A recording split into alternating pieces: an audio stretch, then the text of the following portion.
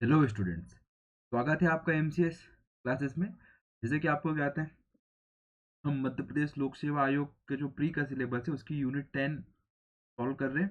ठीक है, उसका अध्ययन कर रहे हैं और उसी के संदर्भ में कल हमारा लास्ट टॉपिक था मध्य प्रदेश की जनजातियों का भारत के स्वतंत्रता आंदोलन में योगदान।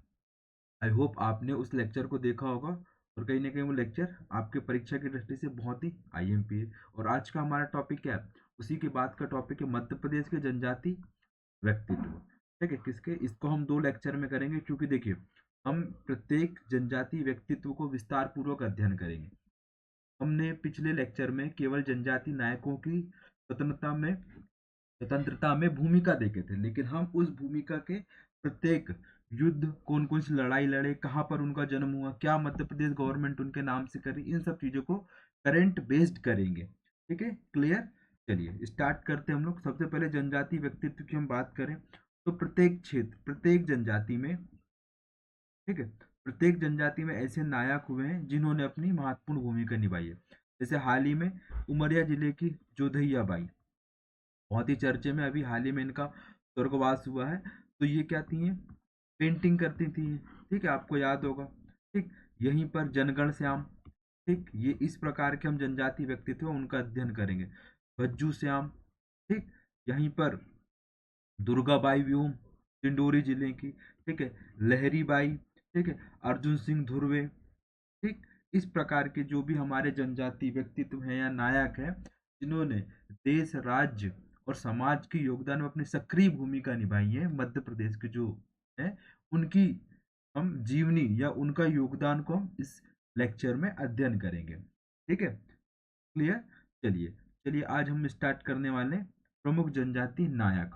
ठीक है, टांट्या भील, जैसे कि आपको मालूम है 1857 की क्रांति में इन्होंने सक्रिय भूमिका निभाई थी। ठीक है, चलिए देख लेते हैं इनका जन्म कब हुआ था। 26 जनवरी 1842 को हुआ था। कब हुआ था? 26 जनवरी 1842 को हुआ था। ठीक है, कहाँ पर हुआ था अब इनका जन्म? तो इनके जन्म कहाँ पर हुआ था, देखिए इनका जन्म हुआ था मालवा निवाड़, जो खंडवा आता है ना, खंडवा की पंधाना तहसील है। कौन सी पंधाना तहसील है? उसका एक गांव है विरदा गांव। क्या गांव है? विरदा गांव या फिर विरी गांव, दो आपको नाम देखने को मिलेंगे। ठीक है, हिंदी ग्रंथ अकेडमी में विरी ग्राम मिला है और किन्हीं किन्हीं किताब में क्या नाम मिला है? विरदा नाम मिला है। ठीक है, क्लियर। चलिए देख लेते हैं अब टांटिया भील ने क्या क्या योगदान दिया अपने समाज में। ठीक है, इनका नाम क्या है? टांटिया नाम मिलता है, तांतिया। ठीक है, प्यार से इनको मामा के नाम से पुकारते थे। ठीक, कहीं कहीं इनका जन्म 1840 में है तो कहीं 1842 में है। ठीक है, नाम को लेकर के नहीं जाना है। ठीक, अब देखते हैं इनका जो आंदोलन था कहाँ पर था। निमाड़ क्षेत्र में था। कहाँ पे? निमाड़ क्षेत्र में। अब इनका जो आंदोलन का विस्तार था, अब विस्तार देख लेते हैं कहाँ पर था इनका विस्तार। सबसे पहले नागपुर से कहाँ तक? नागपुर से मंदसौर तक। ठीक, नागपुर से मंदसौर और झाबुआ से देवास तक इनके आंदोलन का क्या था? विस्तार था। ये हिंदी ग्रंथ एकेडमी में दिया हुआ ये वाला डेटा। तो आपको ये पूछ सकता है कि टांटिया जो भील हैं उनके आंदोलन का विस्तार कहाँ से कहाँ तक के था? तो नागपुर से मंदसौर और झाबुआ से देवास तक के था। क्लियर। इन्होंने खरगोन खानदेश, ठीक है, खरगोन और खानदेश में के साथ साथ होलकर रियासत में भी क्या किया था इन्होंने? होलकर रियासत के आसपास भी इन्होंने अपने आंदोलन को क्या किया था? सक्रिय किया था। ठीक है, तो ये आपको याद रखना है। ठीक, क्लियर। चलिए देख लेते हैं अब हम लोग कि इनके द्वारा कौन कौन से युद्ध लड़े गए हैं। ठीक है, चलिए देख लेते हैं। देखो सबसे पहले टांटिया भील। ठीक है, टांटिया भील इन्होंने क्या किया था कि तात्या टोपे के साथ मिलकर के खरगोन का किले को क्या किया था? विजय किया था। ठीक है, तात्या टोपे से इन्होंने कौन सी युद्ध पद्धति सीखी थी? गुरिल्ला युद्ध पद्धति सीखी थी। और उसी युद्ध पद्धति का उपयोग करते हुए और सहयोगी के रूप में जो तात्या टोपे थे उनके साथ मिलकर के इन्होंने खरगोन के किले को जीता था। तो बहुत आईएमपी है। कौन सा? खरगोन का किला। खरगोन के किले को क्या किया? विजित किया।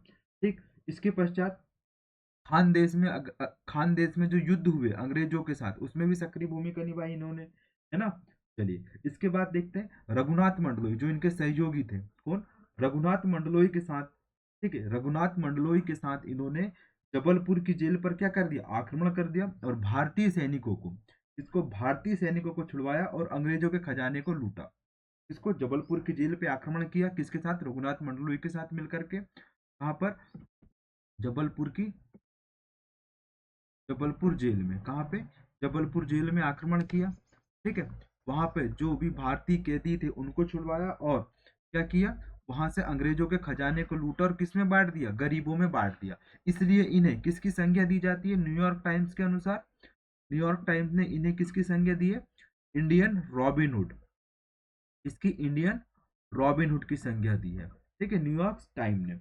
ठीक है, अब अंग्रेजों ने टांटिया भील को पकड़ने के लिए, ठीक है, टांटिया मामा को पकड़ने के लिए इन्होंने टांटिया पुलिस ब्रिगेड बनाई। क्या बनाई, टांटिया पुलिस ब्रिगेड बनाई। ठीक है, अब इसका उद्देश्य क्या था कि टांटिया भील को जिंदा या मुर्दा पकड़ के लाना था। ठीक है, ऐसा लिखा हुआ है उसमें, किताब में। ठीक है, देखो, तो फिर इस टांटिया पुलिस ब्रिगेड की सहायता किसने की थी, इनके एक राजपूत थे, राजपूत सहयोगी थे, उनका नाम क्या है, गड़े, क्या है, गणपत राजपूत, गणपूत राजपूत नाम मिले, गणपत राजपूत आप याद रखिएगा। इनकी बहन टांटिया मामा जी को क्या मानती, बांधती थी, राखी बांधती थी। तो उसी के बाद इनको गिरफ्तार कर लिया गया। कब गिरफ्तार कर लिया गया, 26 गिरफ्तार कर लिया गया, कब, 11 अगस्त को वो राखी बंधवाने आया, 11 अगस्त 1889 में। ठीक है, कौन, टांटिया मामा जी आए। ठीक है, फिर 26 सितंबर को जबलपुर में पेश किया गया, किनको, टांटिया भील जी को, कहाँ पे, जबलपुर में डिप्टी कमिश्नर के यहाँ प्रस्तुत किया गया। और 4 सितंबर को, 4 4 दिसंबर, सॉरी, 4 दिसंबर को 1889 को इनको क्या दे दी गई, फांसी दे दी गई। ठीक, तो ये आपको याद रखना है, किसको, टांटिया मामा भील को। ठीक है, कि इनके द्वारा क्या क्या किया गया। ठीक, क्लियर, ये हो गया क्या, आईएमपी, आईएमपी हमारा। ठीक है, अब इनके सहयोगी कौन कौन थे, तो टांटिया मामा भील के सहयोगी कौन कौन थे, तो लिख लीजिए, नादिर सिंह, चील नायक। ठीक है, मैं आपको इसके नोट्स आपको टेलीग्राम में डाल दूंगा। ठीक है, यहाँ पे लिख नहीं पाया हूँ मैं। तो कौन थे इनके सहयोगी, नादिर सिंह, चील नायक, सरदार दशरथ सिंह, ठीक है, गोंडा जी, दंगलिया शिवराम।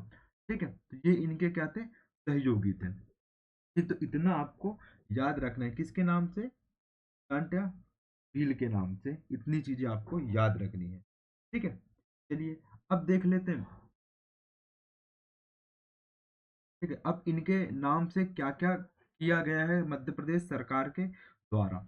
सबसे पहले तो न्यूयॉर्क टाइम ने इनको 10 दिसंबर 1889 को भारत के रॉबिन हुड की संज्ञा दे दी गई। ठीक है, जो भंवर कुआं है इंदौर में, ठीक है, भंवर कुआं, तो इंदौर का चौराहा है, उसका नाम बदल के क्या कर दिया गया,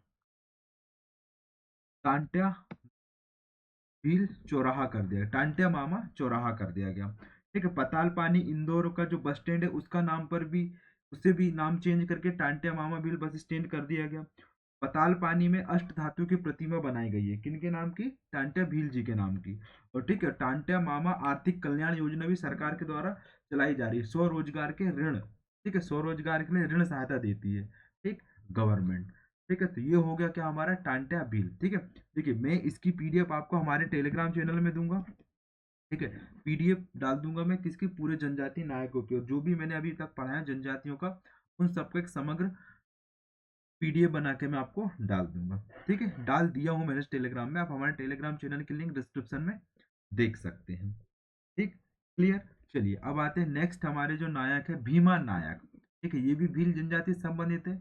मध्य प्रदेश के निमाड़ क्षेत्र की धरती पर इनका जन्म हुआ था, कहाँ पर, मध्य प्रदेश के निमाड़ क्षेत्र में। ठीक, क्लियर। चलिए अब देख लेते हैं जो भीमा नायक थे, इनका जन्म कहाँ पर हुआ था, 1840 में हुआ था। कहाँ पर, पंचमुआली गांव में, पंचमोली गांव कहाँ पर है, बड़वानी में है, तो बड़वानी रियासत से संबंध।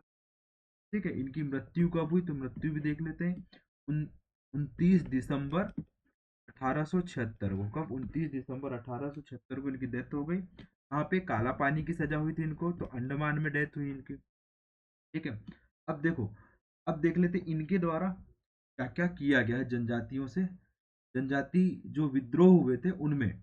ठीक है, तो सबसे पहले देखते हैं 1857 की क्रांति में इन्होंने सक्रिय भूमिका निभाई थी। ठीक है, टाट्या टोपे के साथ मिलकर के इन्होंने क्रांति का प्रसार किया था, किसके साथ मिलकर के, टाट्या टोपे के साथ मिलकर के क्रांति का प्रसार किया था, जो 1857 क्रांति ना उसका प्रसार किया था। ठीक है, और कहाँ से इन्होंने अपना नेतृत्व शुरू किया था, संघर्ष शुरू किया था?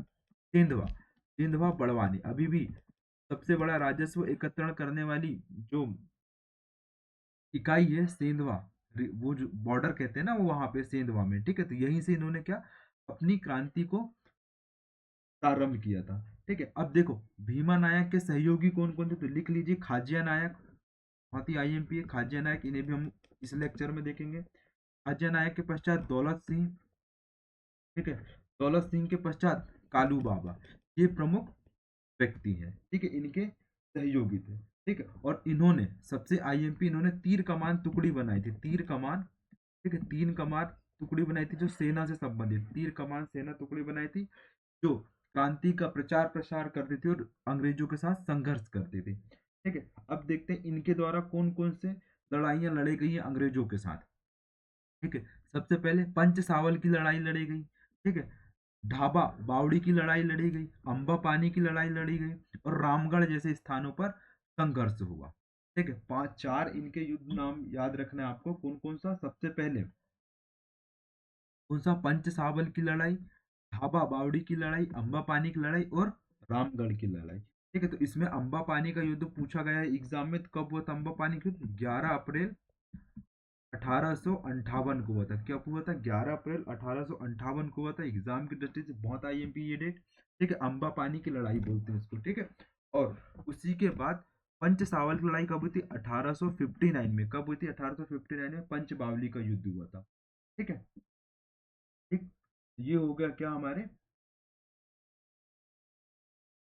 भीमा नायक जी।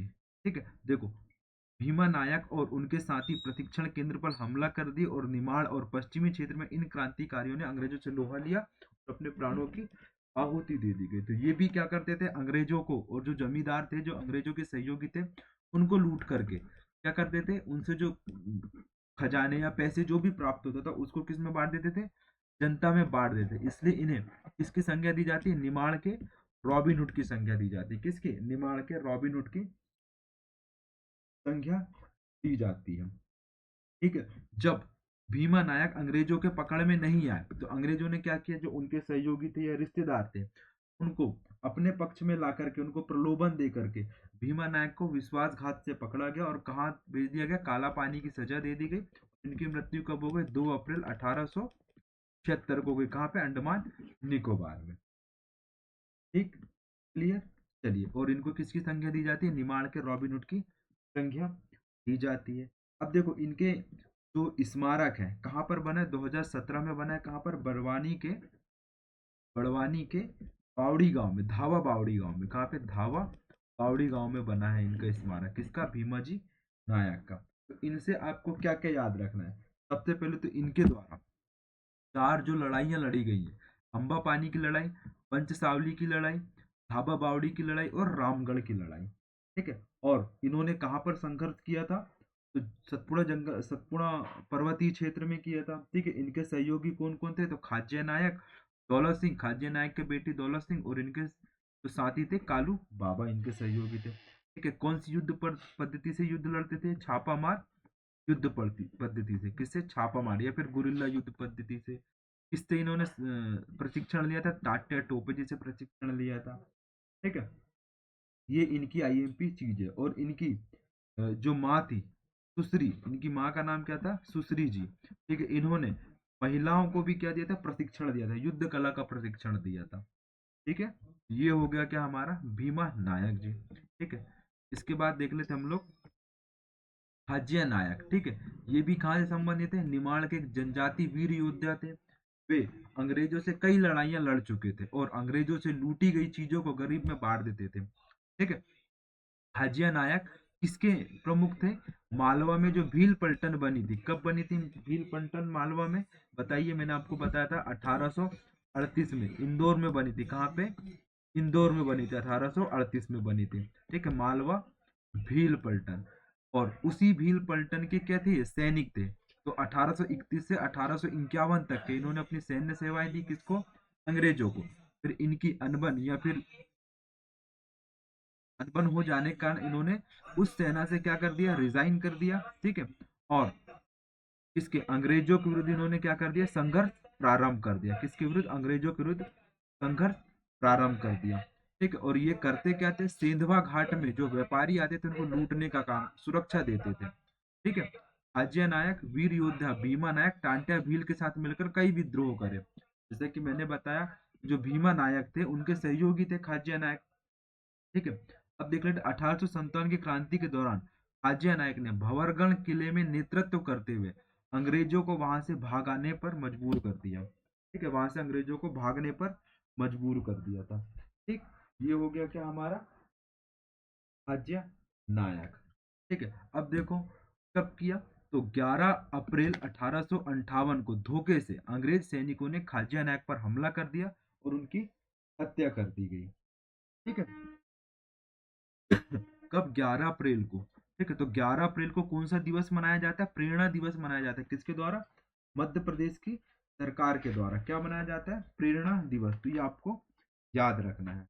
ठीक है, ये हो गया क्या हमारा, देखो जो अंग्रेजों ने, जिस अंग्रेज अधिकारी ने आक्रमण किया था उनका नाम आप याद लिख लीजिए, लेफ्टिनेंट एटिंगसन, एटिंग एटिक्सन। ठीक है, एटिक्सन इनका नाम है।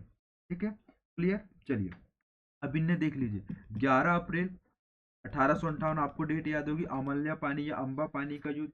ठीक है, इसका नेतृत्व भीमा नायक तो कर रहे थे, लेकिन साथ में सहयोगी कौन थे, खाज्या नायक और उनके पुत्र थे। ठीक, कौन थे, खाज्या नायक और उनके पुत्र कौन, दौलत सिंह थे। ठीक है, ये दोनों क्या हो गए, उस युद्ध में शहीद हो गए थे।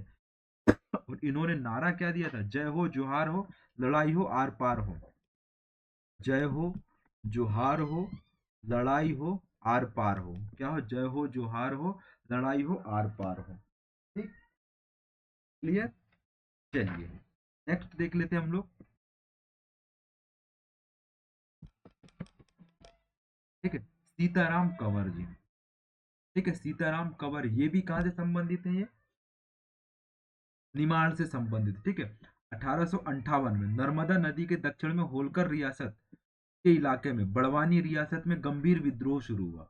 और इस विद्रोह का नेतृत्व किसने किया था, सीताराम कंवर जी ने किया था। इन्होंने होलकर सवारों सिपाहियों को अपनी ओर मिला लिया और अंग्रेजों के विरुद्ध क्या किया, भीषण आंदोलन किया या फिर विद्रोह किया। ठीक है, और यह सब, और ये सब किसके इशारे में कर रहे थे, सीताराम कौर जी पेशवा के इशारे में। आपको याद होगा उस समय मराठाओं का काल चल रहा था, और मध्य प्रदेश में कौन कौन से मराठे स्थापित हो चुके थे या फिर उनके सहयोगी थे, जैसे मल्हार राव होलकर, ठीक है, रानोजी सिंधिया। ठीक, तो कौन कौन से, होलकर रियासत, सिंधिया रियासत, पंवार रियासत जो देवास में स्थापित हुई थी, ये सब मराठा थे, है ना। तो उन्हीं के नेतृत्व में या उन्हीं के इशारे में ये नेतृत्व कर रहे थे। इनके नेतृत्व में विद्रोहियों ने बाल समंद चेकी को लूटा, जो चौकी थी बाल समंद उसको लूटा। ठीक है, आईएमपी याद रखना है आपको, सीताराम कंवर जी ने किस किस को लूटा, जमुनी चौकी को लूटा। ठीक, और 1858 की लड़ाई में देश का हर कोना कोना लड़ रहा था उस समय। ठीक है, फिर इन्होंने क्या किया, 1858 में अंग्रेजों ने अत्याचार तथा नरसंहार किया। ठीक है, ये आपको याद नहीं रखना है।